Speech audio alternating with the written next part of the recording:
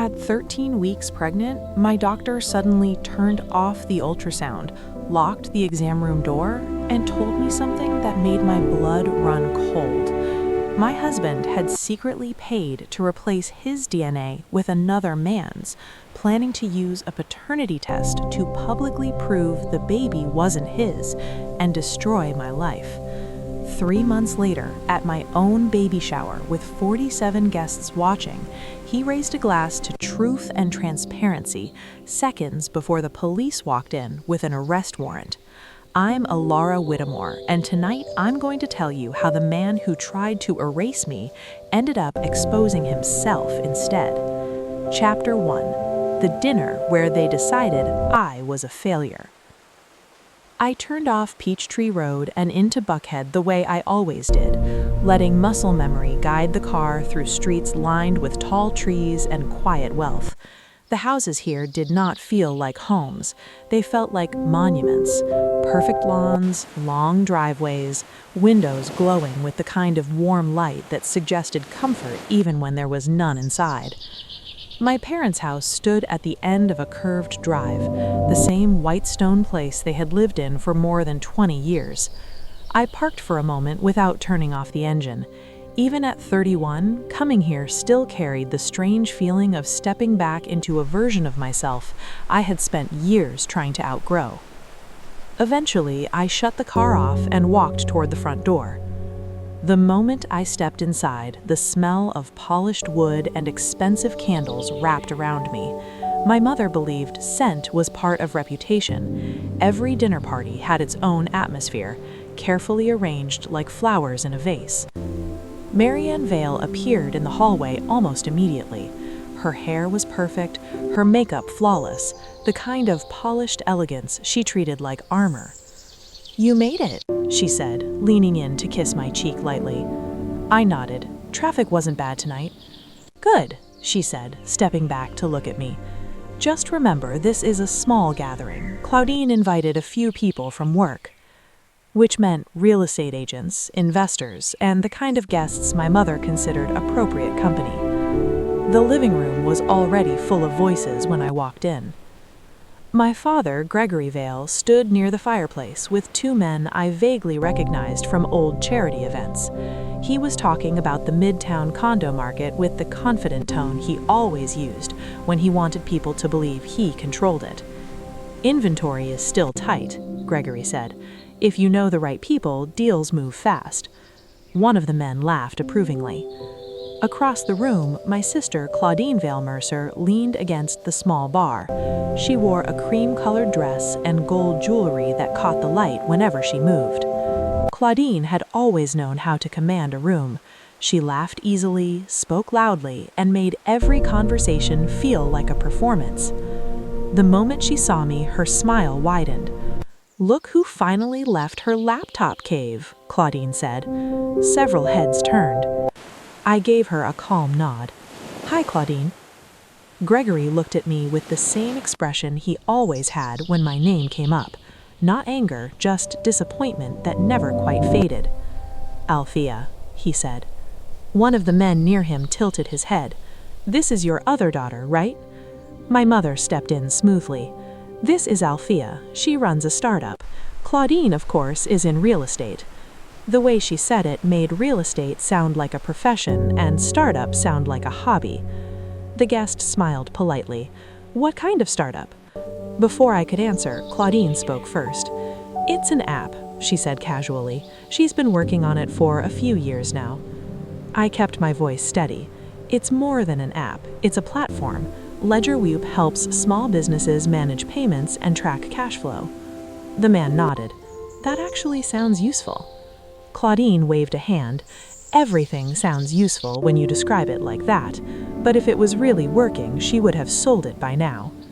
My father took a slow sip of his drink. "At your age, Althea, you should probably be thinking about something stable. Tech startups disappear every day." "LedgerLoop isn't disappearing," I said quietly. "We're rolling out an update next week. Several small businesses in Georgia are testing it." Claudine laughed softly. "Testing. That's what you said last year, too." My father glanced toward her with a faint smile. Claudine just finished a midtown condo deal worth several $1 million. That's what progress looks like. One of the men nodded approvingly. Claudine lifted her glass. 7 figures, clean clothes, no drama. She looked at me while saying it. Dinner was announced a few minutes later. We moved into the dining room where the long table had already been set with perfect precision. My mother treated dinner parties like stage productions. Every seat had been chosen carefully. I ended up sitting between a guest I barely knew and a man who checked his phone every few minutes. Across from me sat Claudine, my father beside her, and my mother at the head of the table. Conversation moved easily between them as food was served. Real estate markets, new developments in Midtown, charity events, and networking dinners. Eventually, my mother turned toward me. "So, Althea," she said gently, "how is that little company really doing?" Little. I set my fork down. "It's doing well. We have businesses testing the platform now." My father raised an eyebrow. "Testing isn't revenue." Claudine smiled slightly. She just likes playing founder. A guest across the table tried to help. "Atlanta's tech scene is growing a lot, though." Gregory nodded politely, then dismissed the idea with a slight shrug. "Real tech is rowing, but an idea in development isn't the same as a business." My mother added quietly, "We've been patient, Althea, but dreams don't pay bills forever." I felt the familiar pressure building behind my ribs. Then my phone vibrated against my leg. A small sound under the table. I glanced down. Dana Kessler from Halberg Private Trust Bank. The message was short. Monthly distributions for Gregory Vale, Marianne Vale, and Claudine Vale Mercer pending trustee approval. For a moment, I simply stared at the screen, then locked the phone and slipped it back into my pocket. My husband was still talking. "People misunderstand leverage," Gregory was saying to the guests. "Real leverage comes from control." Across the table, Claudine was explaining a new condo deal. "A buyer named Samuel Briggs is ready to move forward. Escrow should clear this week." Gregory nodded proudly. "That might be your biggest deal this year." My mother smiled at Claudine, then turned to me. "And you, Althea, when will your company actually make money?" I didn't answer right away. A memory flickered across my mind. Years ago, I had sat at this same table holding an acceptance letter to a top MBA program. My father had barely looked at it before setting it aside. "We already invested enough," he had said. "Claudine's career needs the support more." And my mother had nodded.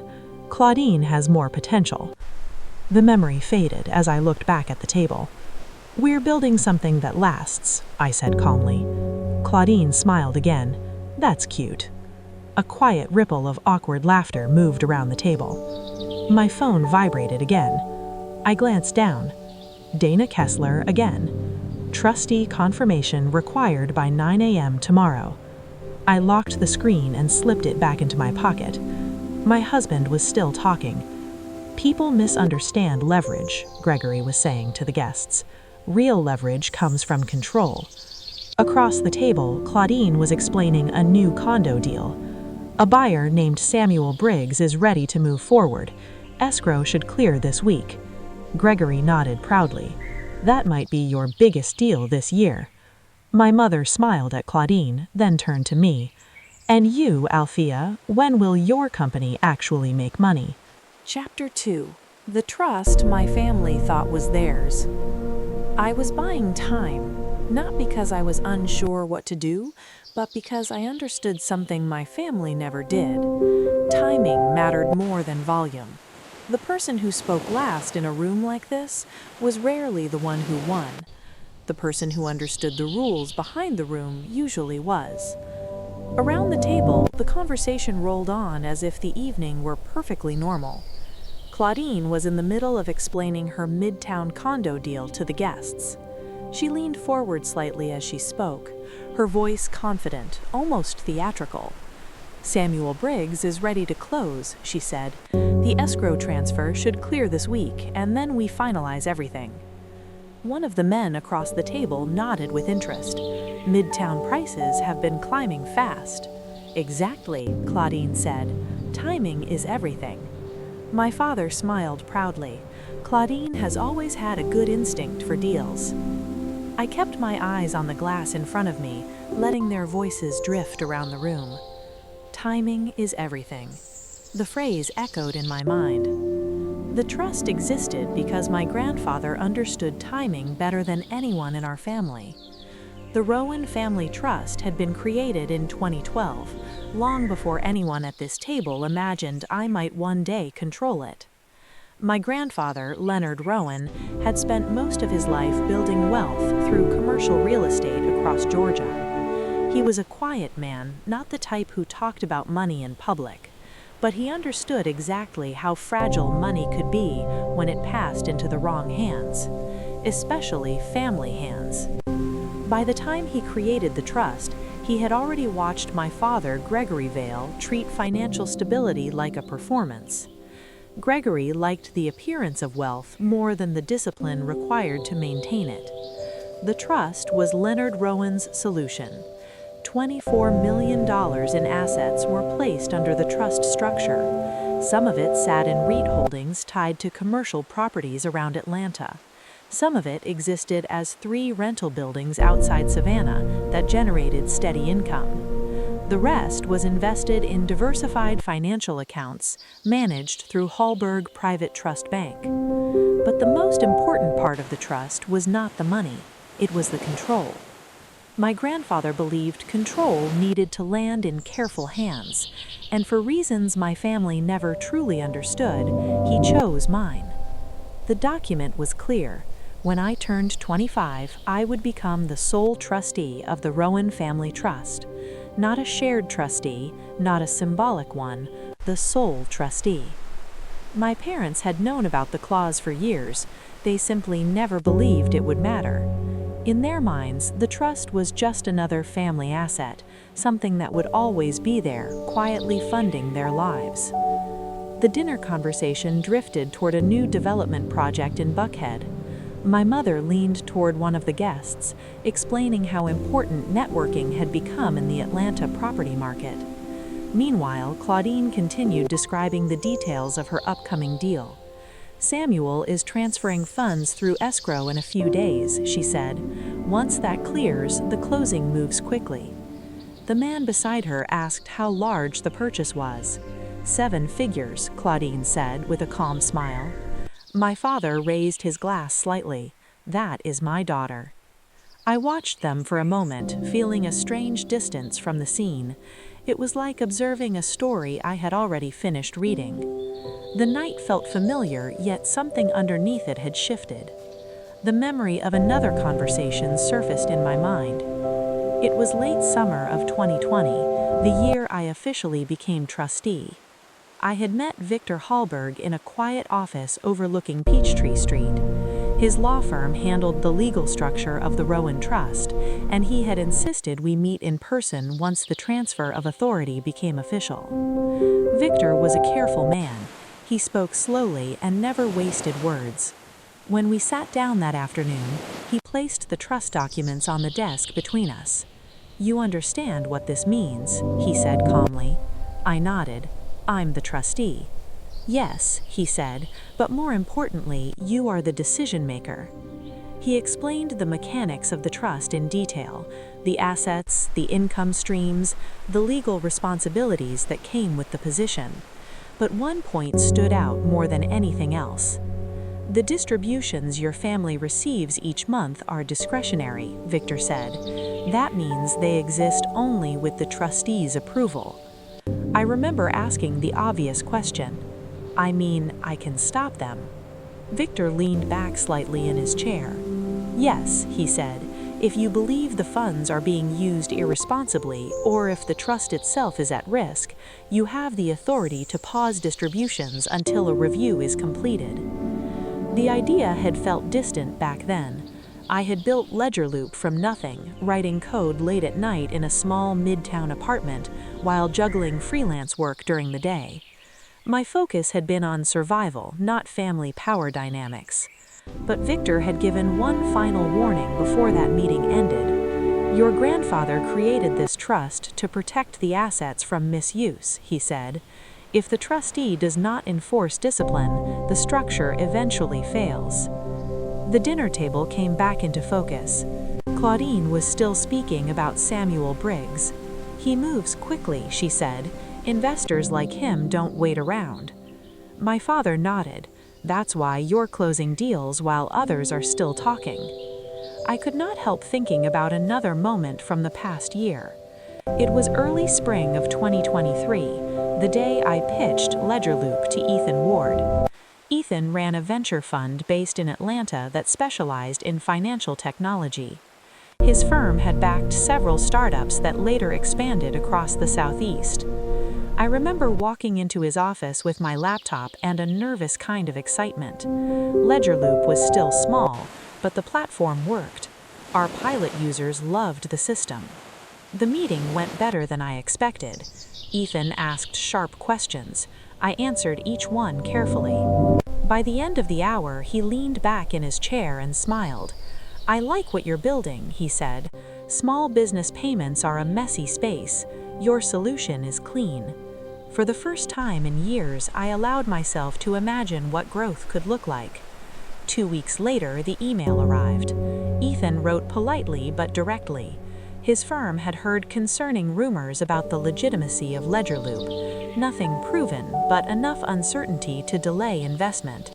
The deal collapsed quietly. At the time, I had no idea where the rumor came from. Back at the table, Claudine lifted her glass again. "Samuel's escrow should clear in the next few days," she said. "Once that clears, everything moves fast." My mother looked delighted. "That will be wonderful for your portfolio." My father added something about the strength of the Atlanta market. Their voices blended together while a different memory rose in my mind. 3 months ago, I had met Victor Hallberg again. This time, the tone of the meeting had been different. Victor slid a financial report across the desk. "You should review this," he said. The numbers showed the monthly distributions leaving the trust. Gregory Vale, Marianne Vale, Claudine Vale Mercer. Each line represented thousands of dollars flowing out each month. The totals had been increasing steadily. Victor folded his hands together. "Your parents are relying heavily on the trust income, possibly more than your grandfather intended." He paused before adding the part that stayed with me. "If this pattern continues, the trust may stop functioning as a long-term asset and start functioning as a lifestyle fund." I remember asking him a quiet question. "And if that happens?" Victor looked directly at me. "Then the trustee must intervene." Back in the dining room, the guests were finishing dessert. Claudine leaned back in her chair, completely relaxed. My father was laughing about something one of the men had said. My mother was already discussing a charity gala scheduled for next month. The entire room felt secure in its assumptions. They talked about money like it was permanent, like it belonged to them, as if the trust had always existed for their comfort. I watched Claudine smile as she spoke about the escrow transfer again. She had no idea that the money she expected to move so easily flowed through systems she did not control. None of them understood that. Not Gregory, not Marianne, not Claudine. To them, the trust was simply a background resource, a financial safety net that had always been there. They believed it was theirs, and they had no idea how wrong they were. Chapter 3. The moment the power changed hands. They were completely certain of themselves, and that certainty made the moment almost quiet. Dessert plates had been cleared and coffee cups rested in front of the guests. The tension that often disappears near the end of a dinner party had already begun to settle in the room. People leaned back in their chairs, voices softer now, conversations drifting into smaller pockets. Claudine was still talking about Midtown. She always liked to hold attention as long as she could. "Samuel Briggs is moving fast," she said, turning slightly toward one of the men beside her. The escrow transfer should clear in a few days. Once that happens, we close." The man nodded with interest. "Midtown has been strong lately." "Exactly," Claudine said. "Timing is everything." My father lifted his glass slightly toward her. "That is my daughter." I watched them across the table. My mother smiled with quiet pride, the kind she saved for Claudine in rooms full of people. The rest of the guests relaxed in their chairs, listening, sipping coffee, enjoying the atmosphere of success that my family liked to project. Underneath the table, my phone rested in my hand. I had not looked at it again. I did not need to. Then footsteps sounded in the hallway. At first, nobody reacted. The sound was soft, polite, like someone unsure whether they should interrupt. A house staff member appeared in the doorway of the dining room. "Mr. and Mrs. Vale," he said carefully, "there is someone here to see you." My father frowned. "Now?" The staff member nodded slightly. She said it was time-sensitive. "Ms. Margaret Lee." The name settled into the room. My mother's smile froze for just a second before she forced it back into place. "Margaret Lee," she repeated, almost lightly. Claudine tilted her head with amusement. "Is that the trust woman?" My father leaned back in his chair, clearly annoyed. "Why would she come here?" Gregory said. "We handle paperwork during business hours." Before anyone could answer, Margaret Lee stepped into the dining room. She carried a slim leather folder and a thicker binder. Her posture was calm, professional, completely unaffected by the atmosphere of the dinner party. She paused near the doorway. "Good evening," she said politely. "I apologize for interrupting." My mother stood halfway from her chair. "Margaret," she said with forced warmth, "we were just finishing dinner." Margaret nodded once. "I will be brief. There is a matter involving the monthly trust distributions that requires confirmation." My father waved his hand impatiently. "Althea is here," he said. "She can sign whatever you brought." Claudine laughed softly. "Exactly. Let her sign it so we can get back to normal conversation." Margaret stepped closer to the table and placed the binder down beside my plate. The leather cover made a quiet sound against the wood. My father's voice sharpened. "Margaret, we have guests." One of the guests shifted in his chair, suddenly aware that he might be witnessing something uncomfortable. Margaret's expression remained calm. "I understand, Mr. Vale. This will only take a moment." Claudine leaned back and crossed her arms. "Go ahead," she said to me. "Sign it." My mother added gently, "Tomorrow morning would really be better." Margaret shook her head slightly. "Hallberg Private Trust Bank requires confirmation tonight." My father sighed. "Fine," he said. "Althea will sign." Margaret looked at him quietly. "Ms. Vale does not sign the distributions." The sentence sat in the air. Claudine blinked, then laughed again. "What do you mean she does not sign them?" Margaret opened the binder slowly. "She approves them." My father frowned. "That is the same thing." "No," Margaret said calmly, "it is not." The room became very quiet. Claudine leaned forward slightly. "This is just administrative wording," she said. "The trust exists for the family." Margaret turned a page in the binder. "This is the Rowan family trust agreement." She placed one finger on a paragraph near the center of the page. Upon reaching the age of 25, Ms. Althea Rowan Vale became the sole trustee of the trust, with full authority over discretionary distributions. My father stared at the document. "Sole trustee?" he repeated slowly. Margaret nodded. "Yes." One of the guests cleared his throat quietly, suddenly fascinated by the coffee in front of him. Claudine's smile tightened. "That does not mean she can stop payments." Margaret flipped another page. "The trustee has the authority to pause or modify discretionary distributions if the trustee determines it is necessary to protect the trust." My mother spoke carefully. "Margaret, this is family money." Margaret looked at her. "It is trust money." My father turned to me. "Althea," he said, "this is unnecessary." I met his eyes. I am not the one who made it necessary. Claudine's voice sharpened. You are not actually going to make a scene over paperwork. I looked at Margaret for a moment. She gave me a small nod. That was enough. I reached into my pocket and pulled out my phone. My father leaned forward. What are you doing? I dialed Dana Kessler. The phone rang once. Then Dana answered. Ms. Vale, good evening. Hi Dana, I said. I need to place a hold on all discretionary distributions from the Rowan Family Trust. There was a short pause. Understood, Dana said. Does this include the monthly allowances for Gregory Vale, Mary Ann Vale, and Claudine Vale Mercer? Yes. Claudine laughed sharply. You cannot be serious. Dana continued. For compliance, I need confirmation that this instruction is coming from you as sole trustee. It is, I said. Very well, Dana replied. The hold will be applied immediately. I ended the call and placed the phone on the table. For a moment, nobody spoke. My mother looked at me as if she were seeing someone unfamiliar. Althea, she said softly, you do not have to do this tonight. Claudine leaned forward, anger rising in her voice. This is ridiculous. Margaret, tell her she cannot just cut off her own family. Margaret remained calm. The trustee has the authority to pause discretionary distributions. My father pushed his chair back slightly.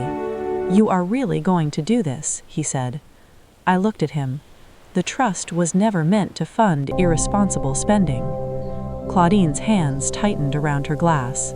You think this makes you powerful? I did not answer her. My father turned slowly toward Margaret. Does this really mean what she says it means? Margaret held his gaze. Yes. My father looked back at me. For the first time that night, the confidence he had worn all evening faded. Something else replaced it. Uncertainty. And in that quiet moment, I realized the balance in the room had already shifted. Not because of the document, not because of the bank, because they were finally beginning to understand something they had ignored for years. Control had never belonged to them. Chapter 4. When their money stopped moving. The silence that followed did not break the way my family expected it to. For a few seconds, nobody spoke. One of the guests stirred his coffee slowly, as if that small sound could make the moment feel normal again.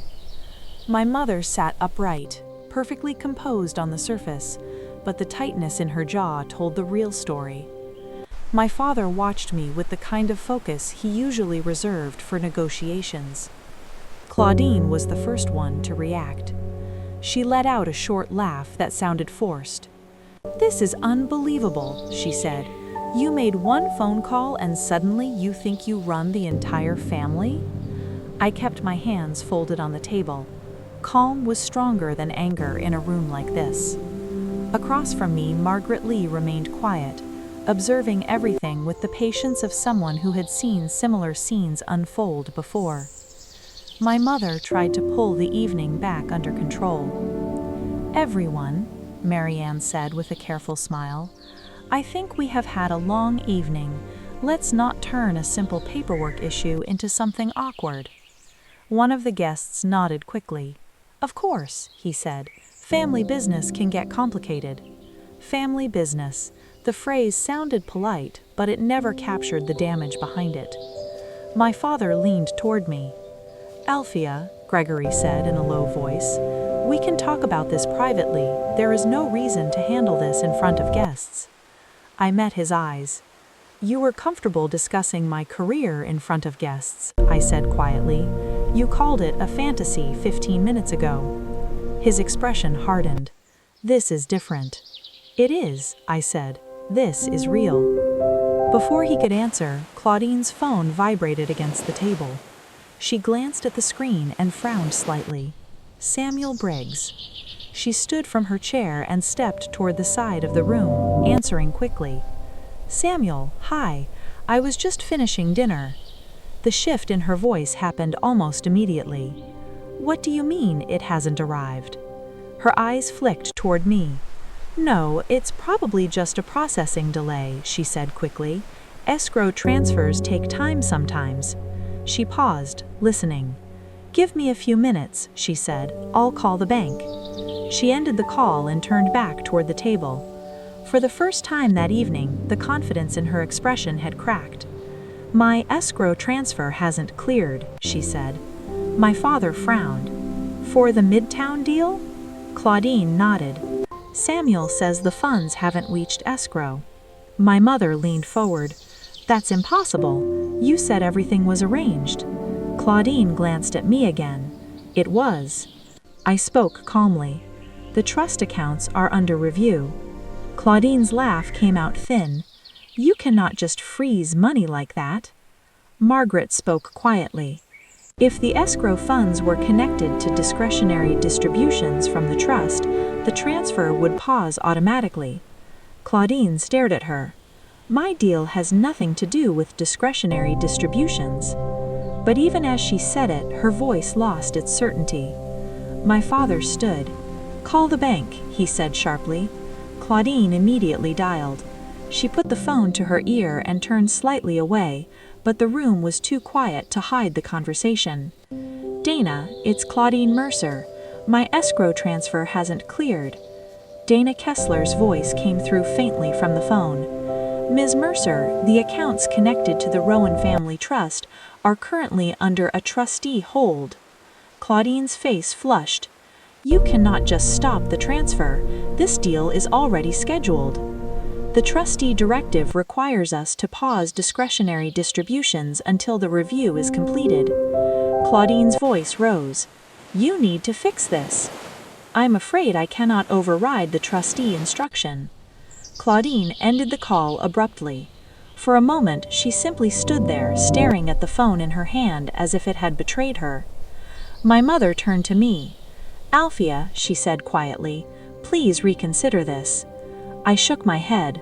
"This is not a punishment." My father stepped closer. "You are hurting your own family." I looked at him steadily. "I am protecting the trust." Claudine slammed her phone on the table. "You are doing this because you cannot stand that I am successful." I did not respond immediately. Instead, I reached into my bag and pulled out a thin folder. My father frowned. "What is that?" I placed it on the table and opened it. "Emails," I said. Claudine rolled her eyes. "Now you're bringing paperwork into a dinner argument?" I slid the first page forward. "Last year, I pitched Ledger Loop to Ethan Ward. His firm was interested in investing." My mother nodded slowly. "I remember you mentioning that." "They backed out 2 weeks later," I continued. Claudine shrugged. "That happens in business." I placed another printed page on the table. "Ethan told me he had heard rumors about Ledger Loop, rumors that the company might not be legitimate." My father looked confused. "What does that have to do with anything?" I tapped the paper. "He didn't invent the rumor. Someone told him." Claudine crossed her arms. "People gossip in business." I slid the next page forward. The forwarded email chain showed the origin of the message. A note from Claudine to one of her contacts in the investment community. In it, she suggested that Ledger Loop might not be stable and that investors should be cautious. My mother looked down at the page. "Claudine," she whispered. Claudine's face tightened. "It wasn't like that," she said quickly. "I was warning people." I kept my voice calm. "You were protecting your reputation." My father looked from me to the printed email.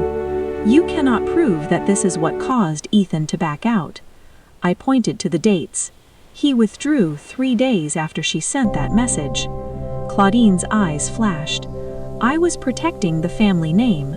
You were running around calling yourself a founder when your company barely existed." My chest tightened, not from surprise, but from confirmation. "You didn't just doubt me," I said. "You tried to destroy my company." My father raised his voice. "This is still your sister." "And that email still exists," I said. My mother spoke softly. "Althea, please, we can resolve this quietly. Just release the funds." I shook my head again. The trust was created to protect assets. Claudine grabbed her phone again as it buzzed for the second time.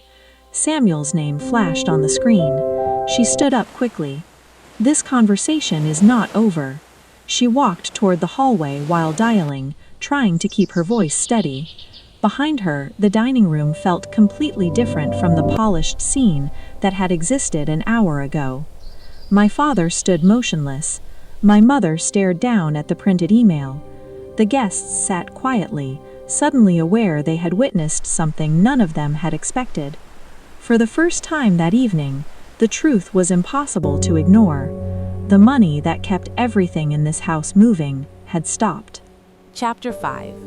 Karma Doesn't Need to Shout. Nothing dramatic happened that night after Claudine stormed into the hallway. The dinner ended the way uncomfortable dinners usually do. Guests finished their coffee too quickly. Chairs moved back from the table with quiet apologies.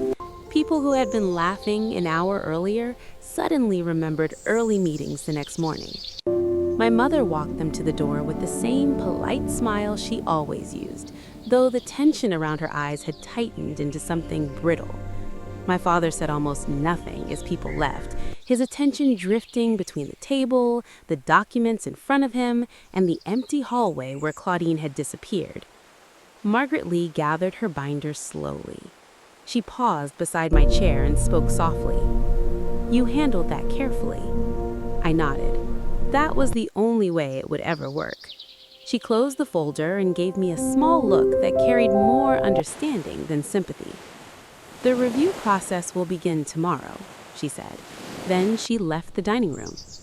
I remember standing from the table a few minutes later and walking toward the front door.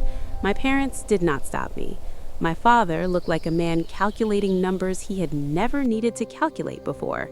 My mother remained seated, staring at the email pages as if they might rearrange themselves into something easier to accept. Claudine never came back to the dining room before I left. Outside, Buckhead was quiet. The streetlights cast long shadows across the drive. When I got into my car, I sat there for a moment with my hands resting on the steering wheel. The house behind me had always felt permanent. That night, it felt like something that had already begun to disappear. Months passed. The first changes were small. My father called me twice during the first week after the dinner. The first call was angry. The second was calmer. In both conversations, he tried to frame the situation as temporary. "You have made your point," Gregory said during the second call. "Now lift the hold and we move on." I told him the same thing both times. The trust review was not punishment, it was responsibility. After that, the calls stopped. The financial reality arrived faster than they expected. Without the discretionary distributions, the Rowan Trust no longer supported the lifestyle my parents had been maintaining. The Buckhead house that had seemed effortless suddenly revealed how expensive it actually was. Mortgage payments, property taxes, maintenance, staff, the numbers added up quickly. 3 months after the dinner, the house went on the market. I drove past it once while meeting a client nearby. The sign in the front yard looked strange against the perfectly trimmed grass. I did not stop the car. My parents eventually moved into a much smaller home outside the city, closer to Alpharetta. It was comfortable, but nothing like the Buckhead estate they had once treated as permanent. Claudine's situation changed even faster. The Midtown deal with Samuel Briggs collapsed within days of that dinner. Escrow deadlines do not wait for family disputes, and Samuel moved on to another property. At first, Claudine tried to recover. She pushed harder into other projects, she made calls, attended events, tried to maintain the same confident rhythm she had always used. But reputation moves quietly through professional circles. Some of her larger clients began stepping back. Not dramatically, just enough distance to signal caution. A deal here that never closed, a partnership there that quietly shifted to another agent. The story about the escrow delay circulated. The story about the trust dispute followed behind it. Within 6 months, Claudine's still working in real estate, but the effortless success she had always relied on was gone. Meanwhile, my life became simpler. Ledger Loop had never depended on the trust. It depended on long nights, small teams, and a stubborn refusal to quit when people said the company was too small to matter. My COO, Noelle Carver, liked to say that building a company was like pushing a heavy door that only moved after you leaned into it long enough. During those months, we kept leaning. More small businesses across Georgia started using the platform. The payment tools improved. The customer base grew slowly but steadily. One afternoon in early spring, I was sitting in our small office reviewing transaction reports when my phone buzzed. The number was familiar. Ethan Ward. For a moment, I simply stared at the screen. Then I answered. "Althea," Ethan said, "I hope you are doing well." I smiled slightly. "We are doing better than we were last year." He chuckled quietly. "Yes, I heard about the situation with your family. News travels quickly in investment circles." I kept my tone calm. It was handled. There was a short pause on the line. Then Ethan spoke again. "My team has been reviewing Ledger Loop again. The platform has grown. The numbers look solid. I may have made my decision too quickly last year." I leaned back in my chair. "That happens." Another pause. "We would like to reopen the conversation about investment," Ethan said. The office was quiet around me.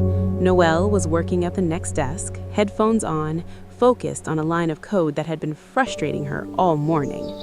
A year ago, that phone call would have felt like rescue. Now it felt like confirmation. "We can talk," I said. After the call ended, I sat for a moment and let the silence settle. The dinner in Buckhead came back to me then. The long table, my father's confidence, Claudine's laughter, my mother's carefully arranged pride. They believed something that night. They believed I was the weakest person in the room. They believed power came from reputation, volume, and the ability to control the narrative in front of other people. But power rarely works that way. Real power is quiet. It sits in documents people do not bother to read, in systems they assume will always move in their favor, in patience. My grandfather understood that. He had built the trust structure long before anyone realized why it mattered. The more I thought about it, the more I understood that the dinner had not been the beginning of the story. It had only been the moment when the truth became visible. People often imagine revenge as something loud, a dramatic confrontation, a speech that leaves everyone stunned. But the truth is simpler. You do not have to shout when the structure of the world is already on your side. Sometimes all you have to do is stop the flow that everyone else assumed would never stop. Karma rarely needs an announcement. It just needs time. If you have ever been the quiet one in a room full of people who underestimated you, you probably understand that feeling. The moment when the story they believed about you finally stops matching reality. If you have experienced something like that, I would genuinely like to hear it. Tell me what happened when someone underestimated you and you proved them wrong.